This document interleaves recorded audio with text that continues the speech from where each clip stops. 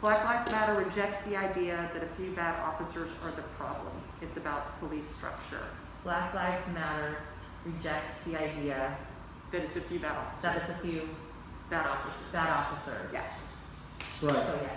So that's a really good question. And so let me address the Black Lives Matter from an organizational standpoint. Black Lives Matter organization is one that, if you read their mission and their ideals, they believe in Marxism. They believe that there's no structured government. Their beliefs are a lot different than that of what Black lives mean, Black people and things like that. Their focus is not really on a healthy organization or healthy community. It's more on disrupting the form of government. So when you talk about it's a system of how the system is structured, law enforcement, if you go back to when, let's go back to Rodney King in 1993. I was on the job for 2 years, and what we saw then, there was issues with officers back then, and then what happened, and you fast forward.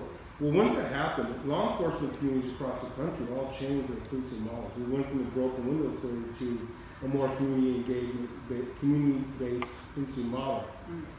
And that we saw a lot of success in that. There was a lot of pros and a lot of things going in a positive direction.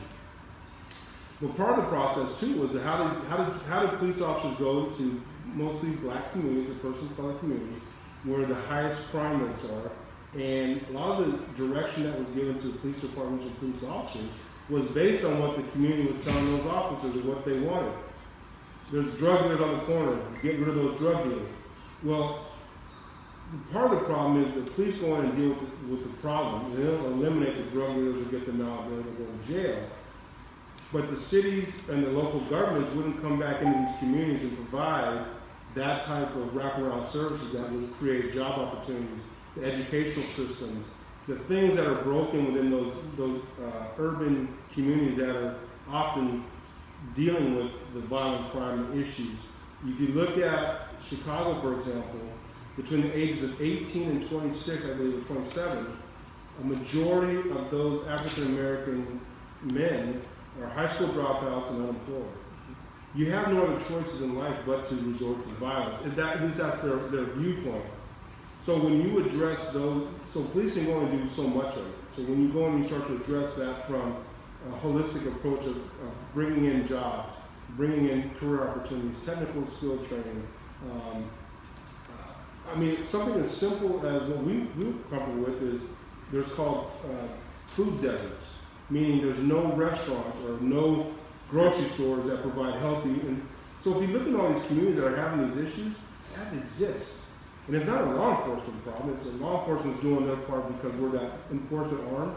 Because there's so many members in those communities that want to be able to enjoy their porches and enjoy their outdoors, but they're worried about getting shot and they're worried about the violence.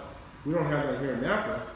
But what we do have, we have issues that we can address from a quality of life issue, whether it's the homelessness, whether there's some substance abuse issues, the burglaries and things like that.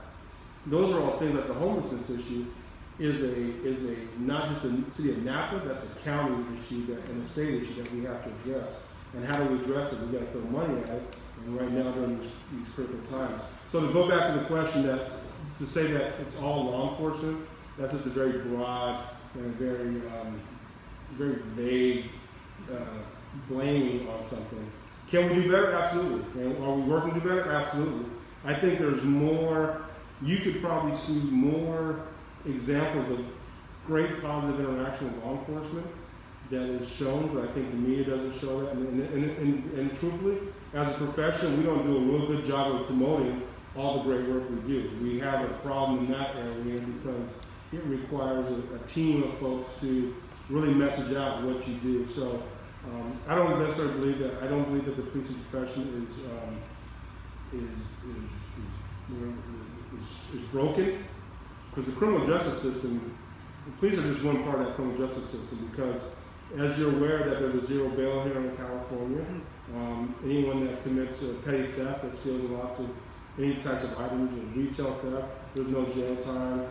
Drugs have now been created to a misdemeanor, so they receive citations for possession of heroin or methamphetamine or whatever, which in the past you would get incarcerated for.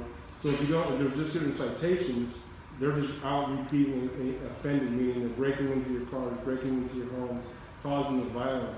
So the justice system in itself is broken beyond law enforcement, because once we do our part, they then go into the justice system, and if they are incarcerated in the prison system, there is no re-entry into how to become a productive member of society. They don't provide them with job skills and things to become successful when they come out of prison. Now you hear some success stories, but those are individual people that have that desire. But I think the entire system is broken and it's failing a lot of them. It starts from the educational system, which is clearly underfunded, and then it goes into the justice system and then the re-entry programs and providing those.